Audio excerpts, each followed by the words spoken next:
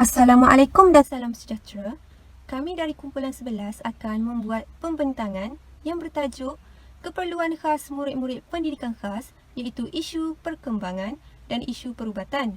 Saya, Wan Nur Izzati binti Wan Amran, selaku pembentang pertama, diikuti oleh Nurlia binti Azhar, Siti Nur Atirah binti Nurdin, Sharifah Sheril binti Said Ali dan pembentang terakhir kita iaitu Siti Mazatul Asliza binti Zakaria. Menurut Crow & Crow, perkembangan merupakan perubahan secara kualitatif serta cenderung ke arah lebih baik dari segi pemikiran, rohani, moral dan sosial. Faktor belaka persekitaran juga dianggap faktor utama mempengaruhi perkembangan individu. Untuk masalah pembelajaran pula ialah di mana murid pendidikan khas yang bermasalah pembelajaran merupakan murid yang telah dikenal pasti dan disahkan oleh pakar profesional klinikal sebagai mengalami kecacatan yang mengganggu proses pembelajaran. Kecacatan yang dialami boleh dikategorikan mengikut tahap kefungsian dalam kebolehan-kebolehan seperti kebolehan kognitif, tingkah laku sosial atau perkembangan sosial dan penguasaan bahasa iaitu lisan atau pertuturan, keupayaan membaca, kemahiran perkembangan iaitu development skills dan kemahiran matematik. Menurut Encik Abdul Rahman bin Talib 2007, masalah pembelajaran juga boleh ditaktifkan sebagai murid yang mempunyai masalah kognitif iaitu kerencatan akal yang dianggap boleh diajar iaitu educable dan boleh mendapat pendidikan formal. Mereka ditempatkan di dalam program pendidikan khas masalah pembelajaran yang diintegrasikan dengan sekolah-sekolah biasa. Untuk isu perubatan pula, isu perubatan merupakan salah satu isu yang wujud dalam kalangan murid berkeperluan khas. Murid berkeperluan khas perlu mendapatkan khidmat perubatan di klinik kesihatan kerajaan seperti pemeriksaan perkembangan, penilaian status makanan dan imunisasi. Penilaian perubatan dilakukan secepat mungkin selepas kelahiran murid berkeperluan khas tersebut untuk mengesan sebarang kelewatan dalam perkembangan kanak-kanak dan untuk mengenal pasti risiko hilang upaya. Ini adalah merupakan senarai keperluan khas murid pendidikan khas yang terdiri daripada perubatan, pendidikan, penempatan, pendedahan, program PPKI, rawatan, terapi, sokongan daripada pelbagai pihak, kaunseling dan juga susulan. Baiklah, saya akan meneruskan pembentangan dengan menerangkan bahagian fungsi perkhidmatan khas murid pendidikan khas. Yang pertama ialah fungsi perkhidmatan program pendidikan khas oleh Kementerian Pendidikan Malaysia yang bertujuan bagi mengatasi masalah keciciran murid pendidikan khas. Oleh itu, Kementerian Pendidikan Malaysia telah mewujudkan program-program seperti Program Pendidikan Inklusif, Program Pendidikan Khas Integrasi Pusat Perkhidmatan Pendidikan Khas. Program Pendidikan Inklusif adalah merupakan satu program yang disediakan kepada murid pendidikan khas yang dihadiri bersama-sama dengan pelajar-pelajar lain di dalam kelas yang sama. Seterusnya ialah Program Pendidikan Khas Integrasi adalah merupakan program yang disediakan kepada murid pendidikan khas yang ditempatkan di kelas khas di sekolah harian biasa. Ia bertujuan adalah bagi memastikan murid pendidikan khas dapat bergaul dengan murid yang lain supaya mereka tidak rasa terpinggir serta memberi peluang kepada murid pendidikan khas untuk mendapatkan akses pendidikan yang sesuai dan relevan serta dapat mengembangkan bakat dan potensi yang ada di dalam diri murid pendidikan khas. Seterusnya ialah Pusat Perkhidmatan Pendidikan Khas.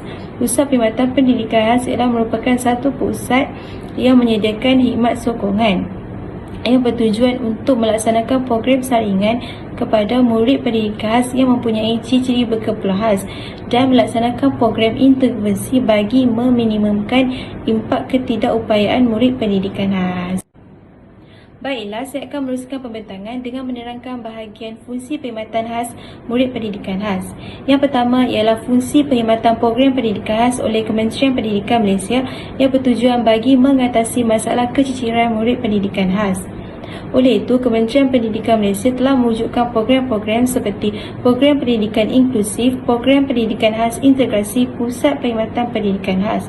Program Pendidikan Inklusif adalah merupakan satu program yang disediakan kepada murid pendidikan khas yang dihadiri bersama-sama dengan pelajar-pelajar lain di dalam kelas yang sama. Seterusnya ialah Program Pendidikan Khas Integrasi adalah merupakan program yang disediakan kepada murid pendidikan khas yang ditempatkan di kelas khas khas di sekolah harian biasa. Ia bertujuan adalah bagi memastikan murid pendidikan khas dapat bergaul dengan murid yang lain supaya mereka tidak rasa terpinggir serta memberi peluang kepada murid pendidikan khas untuk mendapatkan akses pendidikan yang sesuai dan relevan serta dapat mengembangkan bakat dan potensi yang ada di dalam diri murid pendidikan khas. Seterusnya ialah Pusat Perkhidmatan Pendidikan Khas.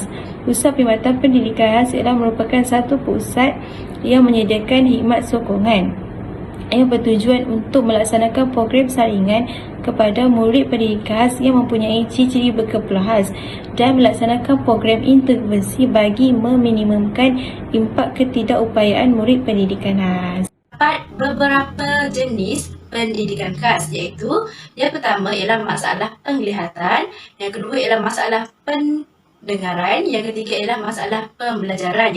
Baiklah, kita tengok kepada jenis pendidikan yang pertama, iaitu penglihatan. Ini boleh didefinisikan sebagai seseorang yang mempunyai masalah penglihatan berdasarkan pada tahap penglihatan seseorang.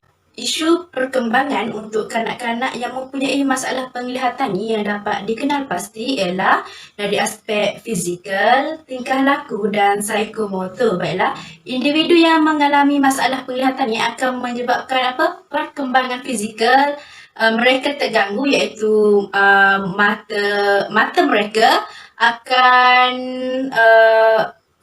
seperti mata mereka, bola mata mereka akan berputar, mata mereka akan cepat sensitif dan terhadap cahaya dan kelopak mata mereka juga akan mengalami bengkak. Seterusnya, dari segi tingkah laku, individu yang mengalami masalah penglihatan akan suka mengerut-ngerutkan dan mengecilkan mata mereka.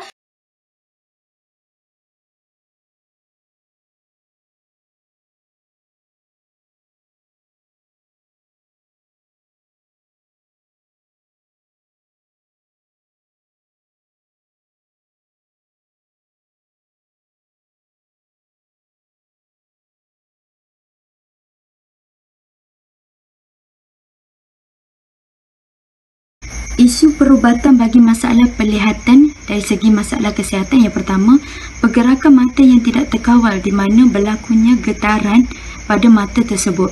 Okey, yang kedua, sakit mata, pening atau muntah semasa berlakunya kerosakan optik di mana berlakunya kerosakan pada saraf mata tersebut. Kemudian, penyakit strok dan darah tinggi atau obesiti ini boleh menyebabkan masalah penglihatan di mana ia menghalang aliran darah dengan otak sehingga menyebabkan penglihatan itu kabur ataupun hilang secara terus. Kemudian, kekangan yang dihadapi dalam masalah penglihatan ini yang pertama iaitu masalah kewangan. Kita tahu bahawa untuk mendapatkan rawatan atau terapi dalam masalah penglihatan memerlukan kos yang sangat tinggi. Begitu juga dengan alat yang digunakan juga sangat tinggi kosnya. Jadi di sini berlakunya masalah kewangan terutamanya bagi keluarga yang mempunyai sosioekonomi yang rendah. Okey, yang kedua iaitu kekurangan teknologi bantuan di sekolah. Okey, bagi murid yang mengalami masalah penglihatan ini memerlukan teknologi bantuan secara sepenuhnya ataupun separa untuk menjalankan proses pembelajaran dan pengajaran itu. Jadi pihak sekolah atau sesebuah sekolah itu tidak mampu untuk memenuhi semua keperluan bagi murid masalah penglihatan kerana disebabkan alat atau kos yang tinggi untuk membeli alat-alat bantuan tersebut.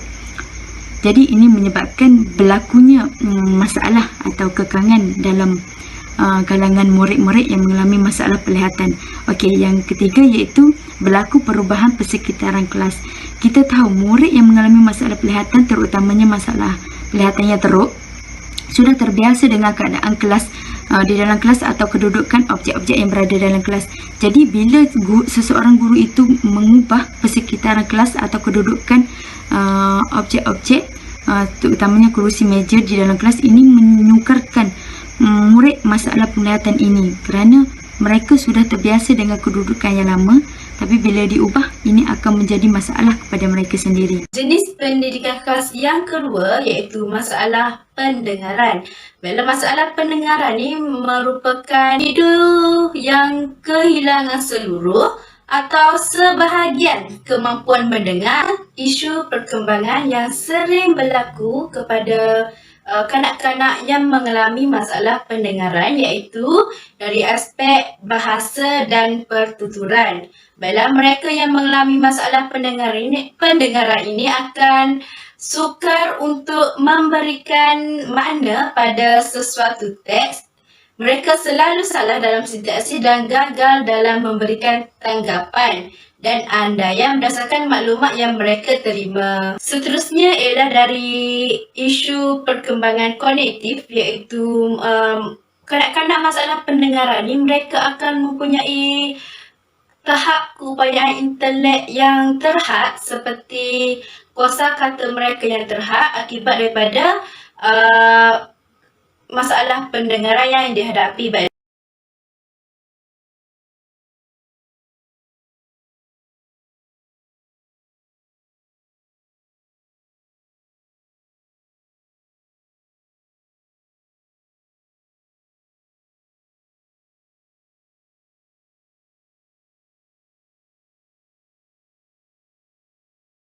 Isu perubatan bagi masalah pendengaran. Okey, dari segi masalah kesihatan, di mana seseorang akan hilang pendengaran apabila berlakunya sesemak atau prosedong. Tapi ia ada bersifat sementara dan bersifat kekal.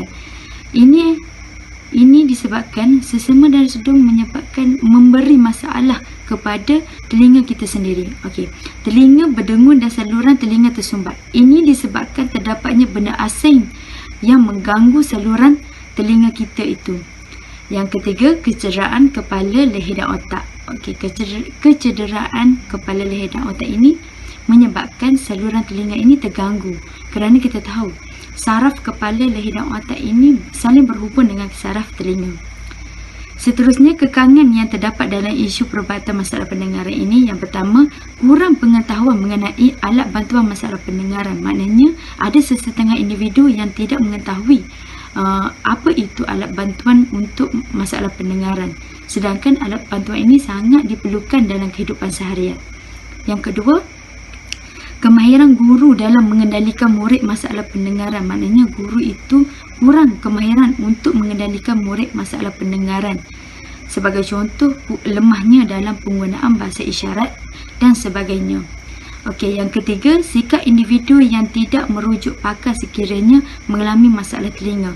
Maknanya mengambil perkara ini sambil lewa dan tidak menitik beratkan kesihatan telinga itu.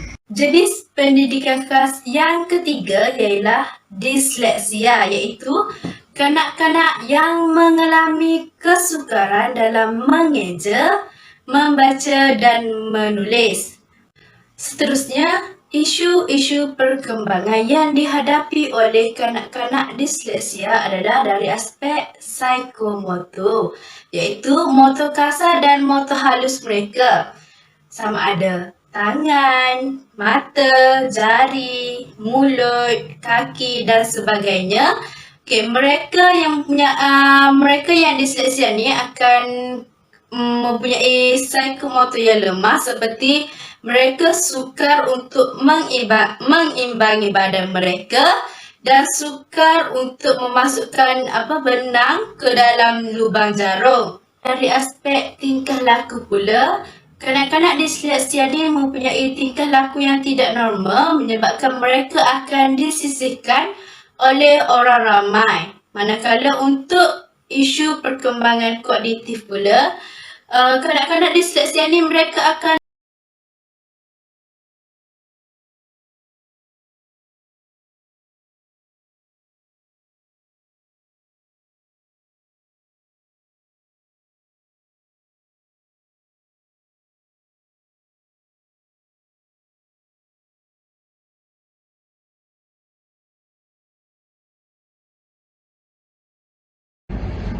Isu perubatan kanak-kanak disleksia ialah masalah kesihatan pertama, mudah mendapat alahan, kedua demam dan yang ketiga, eczema ataupun asma. Hal ini kerana antibodi mereka yang lemah mudah untuk mereka mendapat sakit. Ianya juga kerana kecederaan otak yang mungkin berlaku pada diri mereka ataupun penyakit lain sehingga menyebabkan pembesaran mereka ini memberi kesan pada kesihatan dan kurang antibodi mereka seperti kanak-kanak lain. Kekangan yang berlaku pada kanak-kanak disleksia pula ialah ibu bapa tidak menghantar anak mereka untuk membuat pemeriksaan saraf dan ujian psikologikal. Kanak-kanak disleksia juga sering mengalami kemurungan. Oleh itu, ibu bapa perlu selalu memberikan waktu kepada mereka dan meluangkan masa. Kekangan yang kedua pula ialah daripada segi kewangan untuk membeli bahan-bahan bacaan. Yang kita tahu bahan bacaan mereka adalah selalunya yang menarik seperti adanya 3D, gambaran yang 3D, muzik dan sebagainya. Ianya memerlukan kos yang mahal untuk membeli. Jenis pendidikan khas yang keempat ialah ADHD, iaitu kanak-kanak yang sukar untuk memberi perhatian kepada sesuatu perkara kerana mereka ni mengalami kerosakan kecil pada otak mereka. Isu perkembangan yang sering berlaku pada kanak-kanak ADHD ni ialah dari aspek tingkah laku mereka. Bila kanak-kanak yang mengalami masalah ADHD ni, mereka akan mempunyai tingkah laku yang spesifik seperti mereka kerap mengasah pensel berbanding dengan pelajar lain. Seterusnya ialah perkembangan dari aspek kognitif. Kognitif mereka ni amat lemah dalam pencapaian akademik kerana mereka sukar untuk fokus pada sesuatu perkara. Baiklah, aspek perkembangan yang ketiga dari aspek emosi. Kanak-kanak yang mengalami ADHD ni mempunyai emosi yang tidak stabil. Contohnya, mereka cepat, mood mereka cepat berubah dari kecewa kepada bahagia. Perkembangan yang terakhir, aspek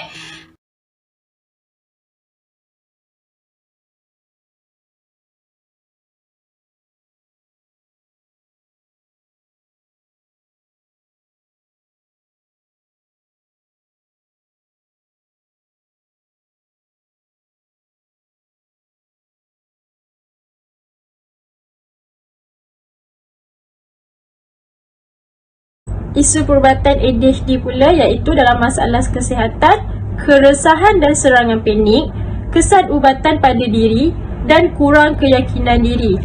Mereka merasakan diri mereka ini mudah lupa dan terganggu, membuatkan rutin harian mereka sukar untuk diterapkan. ADHD ini juga berlaku pada orang dewasa dan bukan hanya kanak-kanak sahaja. Kesan ubatan kerana adanya bahan kimia di otak mereka iaitu neurotransmitter, kesan ubatan yang lambat berbanding stimulan, adanya kesan teruk berlaku jika dos berlebihan yang mereka ambil. Kekangan kanak-kanak ADHD pula ialah kekuatan guru dikala murid ADHD sedang tantrum, iaitu seperti kita tahu murid ADHD ini begitu aktif dan sekiranya mereka sedang tantrum memerlukan tenaga yang banyak untuk mengawal diri mereka agar tidak berlaku di luar jangkaan. Masyarakat juga kurang memahami tentang ADHD. Masyarakat menganggap ADHD ini adalah penyakit sebenarnya. Tetapi ADHD adalah satu gangguan mental mereka yang sukar untuk mereka ini memberi tumpuan sama ada dalam pekerjaan maupun belajar. Sindrom Down merupakan penyakit keturunan disebabkan oleh kromosom tambahan pada kromosom 21, iaitu terdapat 3 salinan kromosom 21. Kebiasaannya mempunyai 2 salinan sahaja dalam setiap satu sel. Penyakit ini juga dikenali sebagai trisomi 21. Isu perkembangan sindrom Down dalam kognitif adalah lemah dalam daya ingatan, kefahaman dan tidak dapat bertindak dengan cepat. Selain itu, kanak-kanak sindrom Down juga mempunyai masalah dalam memberi tumpuan dan perhatian. Dari segi fizikal pula, selain mempunyai ciri fizikal yang sama dengan kanak-kanak sindrom Down yang lain, mereka mempunyai motor kasar yang lambat, mempunyai perkembangan motor kasar yang lambat kerana otot-otot yang lemah. Sindrom Down juga mempunyai masalah kesihatan seperti sakit jantung, masalah pendengaran dan juga masalah penglihatan. Dari segi bahasa pula, mereka mempunyai masalah pertuturan kerana penggunaan bahasa yang terhad, kerana tidak dapat menjemput perkataan dengan betul atau dipanggil pelat. Isu perkembangan sosial dan tingkah laku, kanak-kanak sindrom Down sangat suka bersosial. Mereka mempunyai sikap yang peramah dan ceria. Tetapi tingkah laku mereka kadang-kala tidak menentu kerana memerlukan perhatian daripada orang sekeliling seperti keluarga. Masuk pada isu perubatan yang berlaku pada kanak-kanak Down syndrome. Masalah kesihatan yang berlaku pada mereka ialah kehilangan pendengaran, kecacatan jantung, obesiti dan penyakit gangguan tidur. Masalah kesihatan iaitu kehilangan pendengaran dan tidak mendengar percakapan dan sering lari daripada perbualan yang sedang dibincangkan. Kecacatan jantung seperti jantung berlubang, jantung tersumbat kerana keadaan mereka yang lemah serta dari janin lagi mereka menghidapi masalah tentang pembesarannya. Obesiti ini kerana metabolisme yang rendah untuk mereka bergerak dan mudah penat jika melakukan sesuatu kerja. Penyakit gangguan tidur iaitu kerap berhenti nafas ketika tidur selama beberapa saat seperti 10 minit begitu dan sama ada normal, ringan ataupun teruk. Ia kerana kegemukan yang melampau dan leher pendek, berlaku sumbatan dalam bahagian hidung, mulut dan tekak. Kekangan yang berlaku pada kanak-kanak Down syndrome ialah ibu bapa tiada pertolongan yang boleh membantu anak Down syndrome dan penerimaan keluarga terhadap anak Down syndrome. Mereka ini seringkali menjadi perbualan ataupun perbincangan kepada masyarakat sekiranya keluarga tersebut mempunyai anak Down syndrome. Ibu bapa berasa malu dan tidak mahu menerima takdir yang harus mereka tempuhi. Mereka ini juga sering menjadi mangsa buli dan penderaan kerana sikap mereka yang lembam berbanding murid normal dan mereka tidak pandai meluah membuatkan mereka sering rasa diabai dan didera. Autisma merupakan ketidakupayaan kebiasaan yang berlaku pada masa kanak-kanak sebelum meningkat umur 3 tahun. Keadaan ini disebabkan oleh kesan daripada kecelaruan neurologikal yang mengganggu fungsi otak. Isu perkembangan autisma dari segi kognitif adalah kebanyakan mereka mempunyai daya kognitif yang rendah, tapi terdapat juga daripada mereka mempunyai daya kognitif yang tinggi berserta dengan bakat yang mengagumkan, seperti pandai melukis, bermain alat muzik dan sebagainya. Selain itu, kanak-kanak autisma juga mempunyai daya tumpuan yang singkat dan terhad, tetapi tidak berlaku kepada perkara yang mereka gemar. Jika mereka menyukai sesuatu benda atau perkara, mereka akan memberi tumpuan sepenuhnya atau tumpuan secara berlebihan terhadap perkara tersebut. Isu perkembangan dari segi bahasa pula, kanak-kanak autisma mereka mempunyai bahasa yang terhad dan tidak fleksibel kerana mereka bergantung kepada hafalan. Kanak-kanak autisma juga suka mengulang apa yang dicakap. Dari segi sosial pula, kanak-kanak autisma suka bersendirian tanpa bercampur dengan orang lain dan orang ramai. Mereka juga tiada kontak mata seperti sentiasa mengelak daripada bertentang mata untuk bercakap. Isu perkembangan keempat iaitu tingkah laku. Kanak-kanak autisma seorang yang hyperaktif, iaitu sering bergerak di dalam kelas. Mereka juga sering melakukan perbuatan yang sama berulang kali. Kanak-kanak autisma tidak suka kepada perubahan yang baru seperti kebiasaannya. Isu perubatan autism dari segi masalah kesihatan di mana kita dapat lihat bahawa kanak-kanak autism sering mengalami gangguan mental kerana sering mengalami kerosakan pada saraf otak dan gangguan pada otak. Yang kedua, masalah tidur. Okey, Kebanyakan kanak-kanak autism sering bangun pada waktu malam sehingga menyebabkan pada waktu siang mereka menjadi lemah kerana kurangnya rehat yang secukupnya. Yang ketiga, menggeletar kesan daripada ubat-ubatan. Kita tahu bahawa kanak-kanak autism mempunyai ubatan yang banyak untuk mengatasi masalah yang dah hadapi. Jadi, menggeletar ini adalah salah satu kesan sampingan daripada ubat-ubatan itu. Seterusnya, kekangan dalam isu ini iaitu kos yang tinggi untuk ubat-ubatan tersebut. Seperti yang saya terangkan tadi bahawa kanak-kanak autism mempunyai banyak ataupun mempunyai pelbagai ubat-ubatan untuk mengatasi masalah mereka. Jadi ini memerlukan kos yang tinggi untuk satu tempoh yang panjang. Yang kedua, rawatan yang tidak konsisten. Maknanya di sini pihak yang bertanggungjawab ataupun ibu bapa tidak memberi rawatan atau membawa anak-anak mereka untuk mendapatkan rawatan yang selanjutnya. Yang ketiga, ibu bapa enggan atau risau akan anak-anak untuk mendapatkan rawatan. Kemungkinan mereka takut ataupun risau berlakunya sesuatu perkara yang tidak diingini terhadap anak mereka. Terancam akal merupakan fungsi intelek yang rendah serta kekurangan dalam tingkah laku sosial sepanjang tempoh perkembangan yang memberikan kesan kepada perkembangan pendidikan kanak-kanak tersebut. Isu perkembangan dari segi kognitif adalah kanak-kanak terancam akal mempunyai masalah ingatan seperti kerap terlupa terhadap apa yang dibaca walaupun dalam masa yang singkat.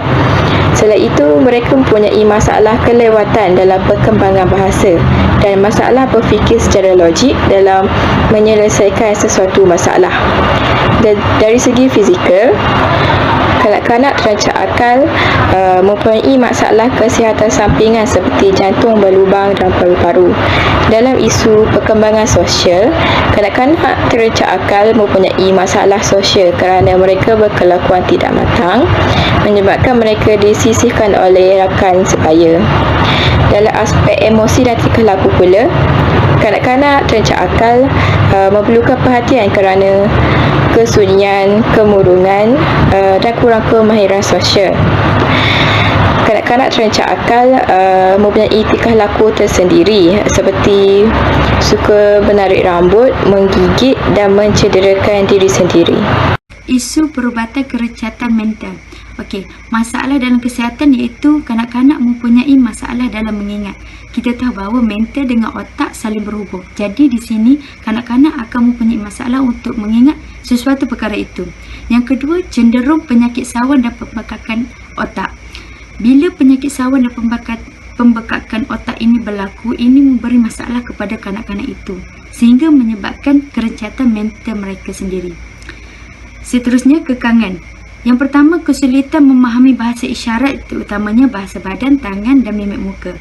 Hal ini kerana kanak-kanak kerecatan mental sangat mempunyai masalah untuk memahami sesuatu perkara itu ataupun mendapatkan maklumat daripada pihak yang kedua.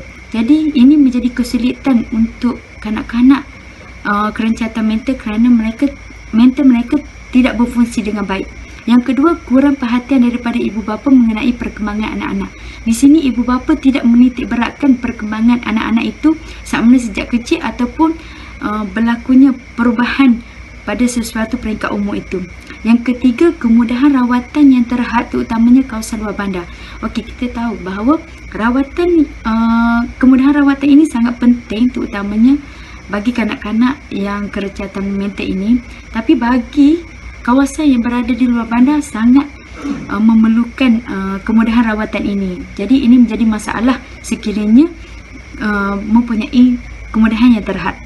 Untuk kesimpulan, secara rumusnya, jalinan kerjasama antara semua pihak adalah perlu untuk memastikan penyediaan penjagaan menyeluruh untuk golongan orang kurang upaya dan keluarga. Semua pihak perlu peka dalam memastikan perkembangan dan perubatan murid berkeperluan khas terjaga. Tambahan itu, memperkasa perkhidmatan sokongan dan bantuan pendidikan khas selaras dengan sistem pendidikan negara.